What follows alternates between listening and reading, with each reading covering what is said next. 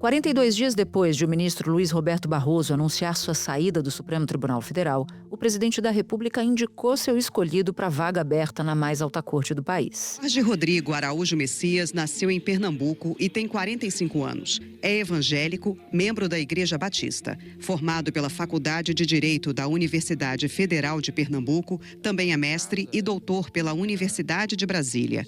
Ingressou na Advocacia Geral da União em 2007, como procurador da Fazenda Nacional, e já ocupou cargos estratégicos no governo federal. Jorge Messias integrou a equipe de transição de governo em 2022 e tomou posse como advogado-geral da União em janeiro do ano seguinte. Homem de confiança de Lula, Messias é o terceiro indicado deste atual mandato. Já era uma pedra cantada, a gente veio contando isso para vocês já há algumas semanas.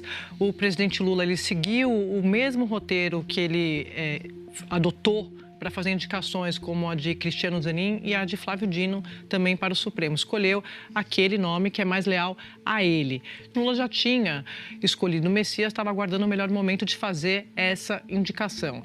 Como advogado-geral da União, ele conquistou muito espaço no governo, confiança do presidente da República, do Partido dos Trabalhadores também, um nome de muita relação e também foi construindo pontes ali no Congresso. Da redação do G1, eu sou Natuzaneri e o assunto hoje é Messias, a escolha de Lula para o Supremo. Neste episódio, eu converso com o jornalista Thomas Traumann, comentarista da Globo News. Sexta-feira, 21 de novembro.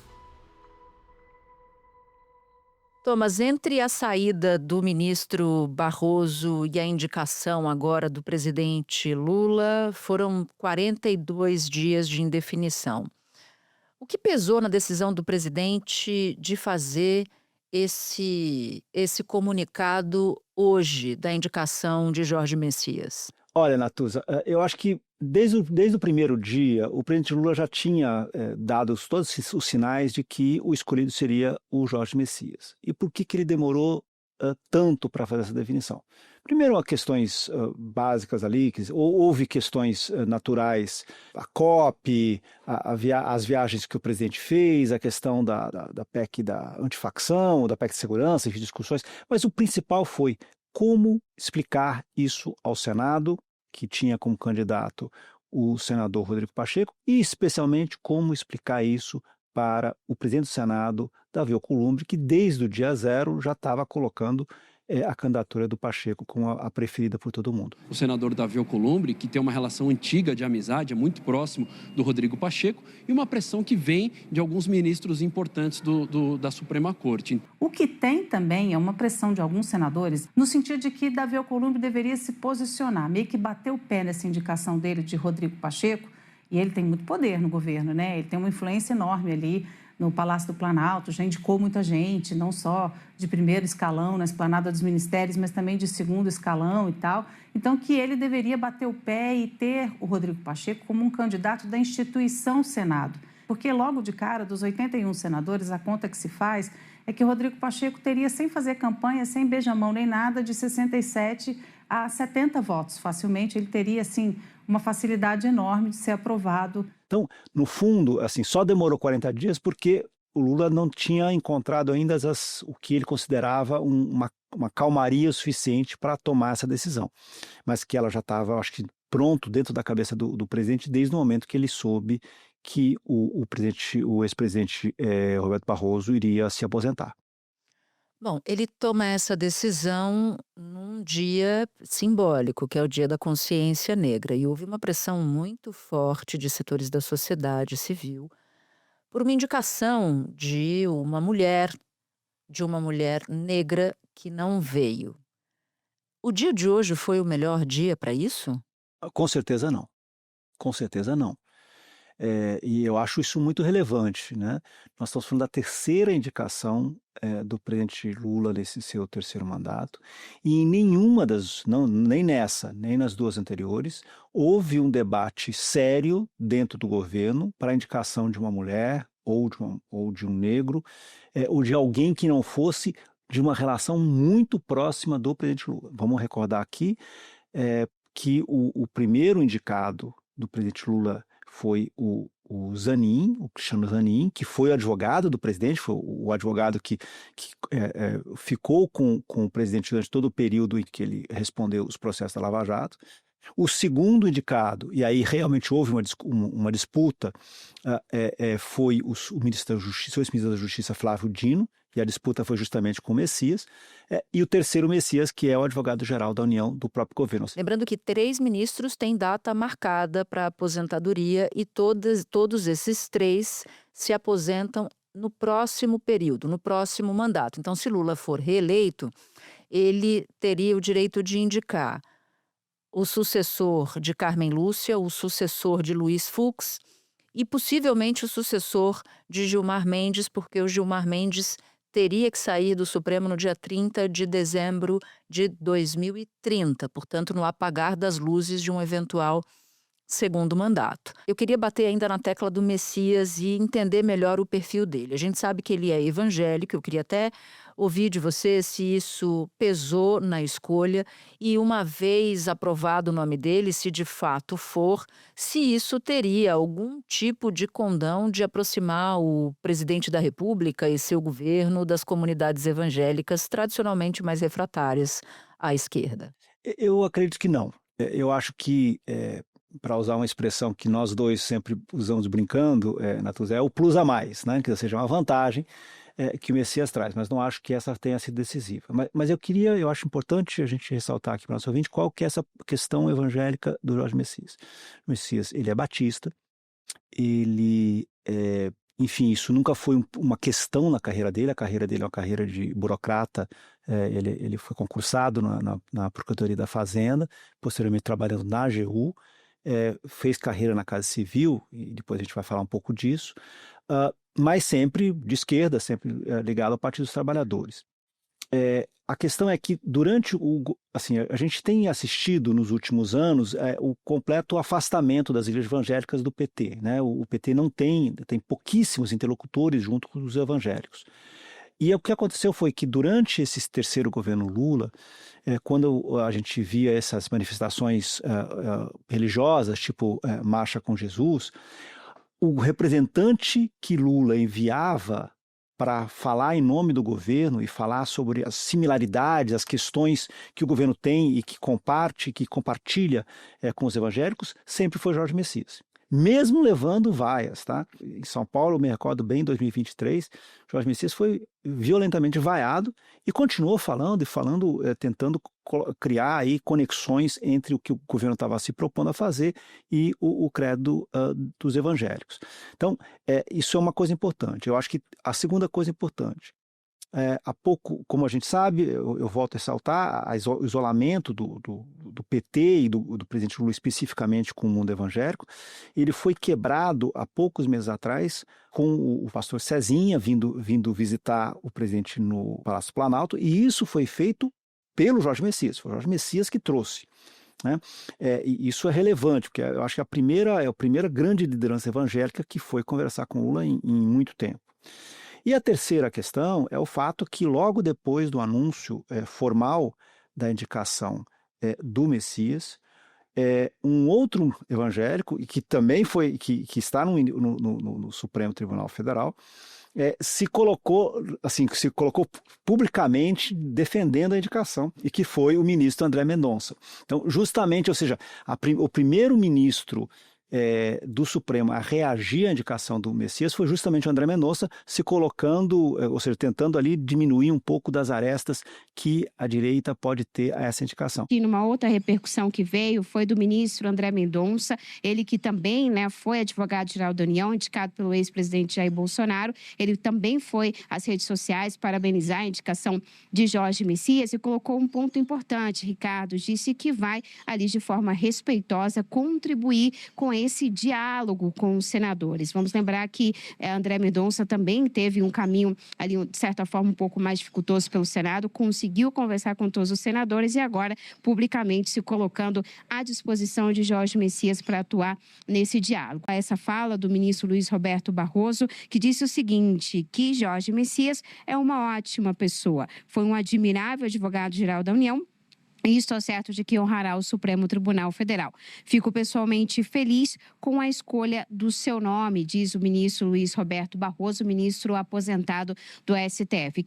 Gilmar Mendes, o ministro mais antigo do STF, disse que Messias demonstrou notável espírito público, pautando-se pelo diálogo institucional com o tribunal e pela firme defesa da democracia brasileira. Em uma rede social, Jorge Messias agradeceu a indicação.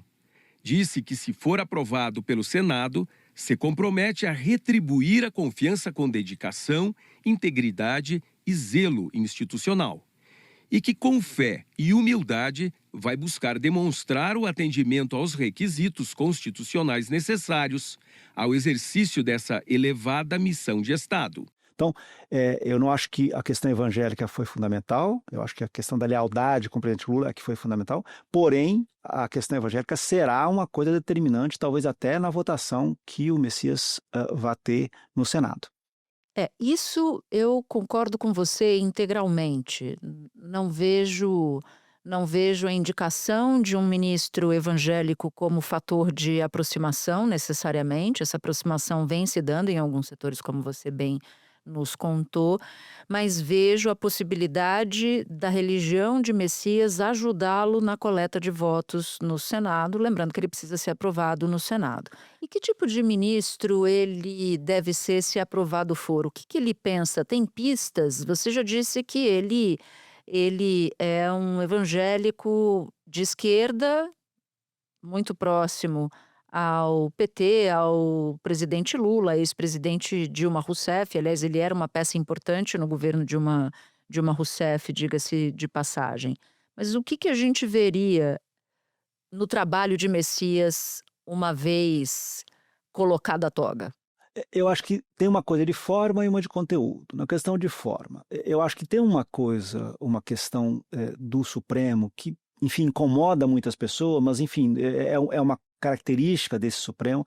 Ele é um Supremo que brilha muito, é um Supremo que fala muito, é um Supremo que gosta de auditório, é um Supremo que vai em programas de entrevista, é um Supremo que ele está muito presente na sociedade. Isso é decorrência, basicamente, de alguns ministros. O ministro Gilmar Mendes, o ministro Alexandre de Moraes e o ministro Roberto Barroso. Esses eram os 3 ministros mais visíveis para o grande público sobre qual era o rosto do Supremo.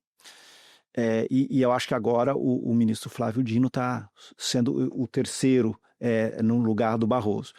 Eu acho que o Messias vai ser muito mais discreto. Eu acho que o Messias muda, assim, o Messias vai ser muito mais como o Zanin, como o Fachin, até como, eu acho que o modelo de um ministro que vai falar pelos altos, um ministro que a gente não vai ver disputando questões com senadores ou com outros políticos, enfim. Eu acho que essa é uma primeira questão. Eu acho que vai sair um ministro que era muito vocal, que tinha muitas opiniões a dar e fazia questão de mostrar suas opiniões, que era o caso do Roberto Barroso, e vai entrar um ministro que vai ser muito mais discreto. Acho que essa é a primeira mudança. Jorge Rodrigo Araújo Messias é evangélico, tem 45 anos e é natural de Pernambuco.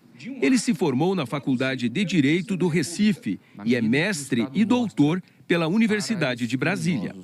Messias foi procurador do Banco Central e procurador de carreira da Fazenda Nacional desde 2007. Também ocupou cargos importantes no Executivo. No governo Dilma, foi consultor jurídico dos Ministérios da Educação e da Ciência, Tecnologia e Inovação e subchefe para assuntos jurídicos da Presidência da República. Nesse período, teve o nome citado num telefonema interceptado pela Operação Lava Jato. Na conversa gravada pela Polícia Federal, Dilma informa a Lula, então indicado para a Casa Civil, que Messias levaria uma cópia da indicação para Lula assinar, oficializando a posse. Na época, o Supremo considerou que essa seria uma manobra para que Lula obtivesse foro privilegiado.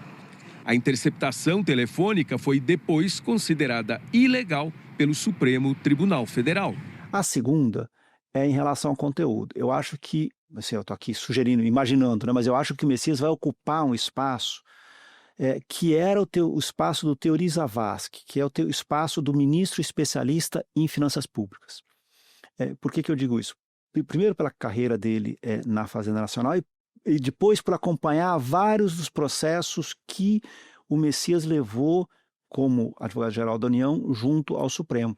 E eram muitos processos assim que era uma dobradinha com o Ministério da Fazenda. Boa parte do que o Ministério da Fazenda conseguiu de vitórias no Supremo, no STJ, em relação à revisão sob exposto, em revisão de posições muito importantes, como o caso do IOF, que foi, eu acho, uma grande vitória há poucos meses atrás, elas foram conduzidas, elas foram incentivadas, elas foram construídas pelo Jorge Messias.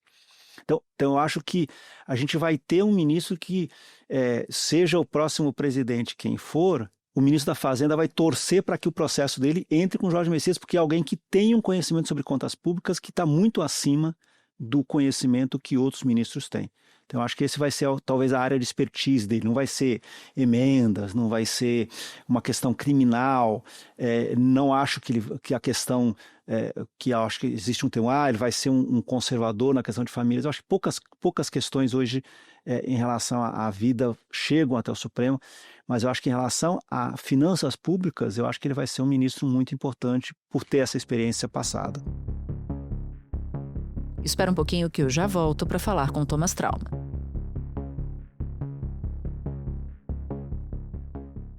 Agora, você mencionou algumas vezes o quesito confiança. Esse modelo que foi afirmado por Lula na indicação de Zanin, depois na indicação do Dino, não é um modelo necessariamente novo, mas ele veio para ficar, Thomas, a indicação com base nesse critério? Eu acho que sim, e eu acho que vamos pegar aqui quando que ela fica evidente. A gente viu, por exemplo, vamos aqui voltar um pouco atrás, o presidente Temer indicou o seu ministro da Justiça, com quem ele tinha uma relação de confiança muito grande, Alexandre de Moraes, como o ministro do Supremo. Depois a gente viu no governo Bolsonaro, o presidente Jair Bolsonaro falando justamente que queria ter um ministro supremo com quem ele pudesse, a expressão dele, tomar tubaína. Tanto o Cássio Nunes quanto o André Mendonça seriam pessoas com quem o presidente Bolsonaro podia tomar tubaína nessa frase dele. Mas qual é a questão com o Lula? Eu acho que isso é um resultado do trauma do caso do Mensalão e do caso da Lava Jato, né? Nesses dois casos, ministros que foram indicados pelo PT, eles votaram contra o PT, seja na condenação de vários dirigentes do partido, no caso do Mensalão, seja não só na evolução dos inquéritos da Lava Jato, como até mesmo na mudança dos critérios que levaram à prisão do presidente Lula em 2018. Então, eu acho que tem ali um arrependimento do presidente Lula na ideia de que ele poderia usar outros critérios, sejam critérios de representatividade, sejam critérios de apenas receber uma indicação de alguém com um grande saber jurídico via o seu ministro da Justiça. Eu acho que isso acabou e acho muito improvável um pouco que o próximo presidente, seja ele Lula, seja ele quem for, mude esse critério. Eu acho que apenas no caso da Carmen Lúcia, eu acho que é muito difícil que Carmen Lúcia não seja substituída também por uma mulher. Mas é quase que virou cota, para não ter nenhuma, só para não ter nenhuma mulher. Mas eu acho que a tendência que a gente vai assistir é continuar o presidente tendo, tanto na PGR como no Supremo, pessoas da sua confiança. Agora, que tipo de reação o Jorge Messias deve encontrar no Senado Federal, levando em conta que o presidente do Senado, Davi Alcolumbre, queria um outro nome, o de Rodrigo Pacheco, senador como ele? Eu acho que a gente nunca deve minimizar as mágoas do senador Davi Alcolumbre. Eu vou recordar aqui que quando foi indicado o André Mendonça, e o Alcolumbre não queria que fosse o André Mendonça, ele demorou 141 dias para finalmente marcar a sabatina do André Mendonça. André Mendonça chegou a um período que as pessoas já tinham até esquecido que ele era ele é ministro indicado para o STF. E alguns ministros do próprio governo Bolsonaro começaram a pensar em articular um outro nome, enfim. A situação era grave. O presidente Jair Bolsonaro tinha prometido um ministro terrivelmente evangélico e indicou o nome de André Mendonça há 4 meses e meio. O presidente da Comissão de Constituição e Justiça do Senado, Davi Alcolumbre, do Democratas, só marcou a sabatina depois de muita pressão de senadores e lideranças evangélicas aliadas do presidente Bolsonaro. Antes de começar a responder às perguntas na comissão, o ex-advogado-geral da União e ex-ministro da Justiça fez uma apresentação de quase 40 minutos. Depois de 8 horas de sabatina, o nome de André Mendonça foi aprovado na Comissão de Constituição e Justiça por 18 votos a 9 e a indicação encaminhada para o plenário do Senado. A votação foi rápida. Por 47 votos a 32, André Mendonça foi aprovado para assumir a vaga de ministro do Supremo Tribunal Federal. Então, não vamos minimizar a capacidade que o Davi Alcolumbre tem de mostrar as suas mágoas. Mais cedo, assim que saiu a indicação, o próprio presidente do Senado, Davi Alcolumbre, demonstrou contrariedade. Disse que não recebeu telefonema do presidente Lula, avisando, não recebeu telefonema do líder do governo, Jacques Wagner. O que mostra que, sim, o anúncio em si, da forma como foi feita, já criou um incômodo. Mas ele fez uma postagem horas depois dessa indicação, dizendo que na semana que vem o Senado vai votar um projeto que o governo não queria votar de jeito nenhum. É um projeto que trata da aposentadoria especial para agentes comunitários de saúde. Um projeto que vai ter um impacto bilionário para o governo. Esse impacto é até difícil de calcular, a gente já ouviu cálculos diferentes, 10 bilhões em 5 anos, 24 bilhões em 10 anos. Um projeto parecido com o que passou lá na Câmara dos Deputados, que era uma PEC, só que agora o Senado quer votar um projeto de lei. E aí eu ouvi técnicos ao longo do dia de hoje, e esse projeto de lei deve ter um impacto ainda maior do que aquele que passou na Câmara dos Deputados. Dito isso, o Davi Alcolumbre não é uma pessoa estranha ao governo Lula. O Davi Alcolumbre foi fundamental. Vamos voltar. Na relação dele com o Lula é muito próxima. Ele foi fundamental naquela aprovação daquela PEC da transição, que resolveu as contas do primeiro ano de governo. Ele indicou 3 ministros do governo. Então, ainda hoje, nós temos 3 ministros do governo que foram indicados pessoalmente pelo Davi Alcolumbre, estão na sua faixa. E ele fez com que o Lula, apesar de o governo apesar de ter um discurso ambientalista muito forte, ter pressionado para que a Petrobras ganhasse a possibilidade de fazer exploração de petróleo ali no litoral do Amapá. Então, a relação do Alcolumbre com o Bolsonaro era uma, a relação do Alcolumbre com o Lula é outra. Eu acho que, sim, eu imagino que não vai ser simples, eu acho que o Messias poderá passar algumas semanas, talvez meses, para ser aprovado. Porém, eu acho que a relação até de dependência política do Alcolumbre com o Lula vai fazer com que, ao final das contas, ele seja aprovado. Vai te surpreender se o nome de Messias for recusado pelo Senado? Você já disse aqui que não dá para subestimar o Davi Alcolumbre. Mas então eu estou fazendo a pergunta de uma outra forma para ver o que você nos conta. Eu acho que é muito, muito improvável. Eu acho que as resistências ao nome do Messias, elas duravam até o momento que existe o Jorge Messias. Primeiro tem uma questão de constrangimento. Vamos lá, o que um ministro supremo precisa para ser indicado, confirmado pelo Senado? Ele precisa do voto de 41 senadores e para isso dos 81. Assim, já se sabe, quase que não é um segredo quem vai votar em qual lado. Você já sabe uma base que vai ser da oposição, uma base que vai votar com o candidato do governo, e aí você tem ali um grupo, vamos lá, de 20 nomes, que seriam os nomes, vamos dizer, que você tem que trabalhar. Nenhum desses nomes, quer dizer, sendo que existe um favoritismo na aprovação, vai realmente querer ter um inimigo no Supremo. Acho que a primeira questão, então, é o constrangimento. A segunda questão é a história. Desde o início da República, a última vez que o Senado recusou nomes indicados pelo presidente da República foi no governo Floriano Peixoto, no século XIX. E ele indicou o médico dele e 2 generais e o diretor dos Correios. Ou seja, gente que nem era advogado, nem conhecia, eram simplesmente amigos dele. Então, assim, o histórico, e você imagina que nós tivemos, então, todos os presidentes do século XX, mais do século XXI, e nunca o Senado recusou. Eu acho que isso é uma demonstração do quão seria improvável. E, por fim, Nós estamos falando de um governo que hoje, depois de idas e vindas, está aí com seus 45%, 47% de aprovação, com um presidente que, nesse momento, está liderando, tanto no primeiro como no segundo turno, todas as pesquisas, um presidente que tem chances reais de se reeleger. Eu não vejo a possibilidade, assim, eu não vejo como realista a possibilidade do Senado fazer esse enfrentamento, até porque nesses 3 anos e quase 3 anos completos, a relação do Senado com o Lula foi uma relação quase que perfeita, né? Pouquíssimas vezes aconteceram divergências. E o Senado tem uma participação muito forte no governo Lula, a começar pelo Alcolumbre, mas não só por ele. Várias indicações do Senado no governo Lula foram completamente dadas. Então, eu não vejo esse problema, sabe, crescendo daqui para frente.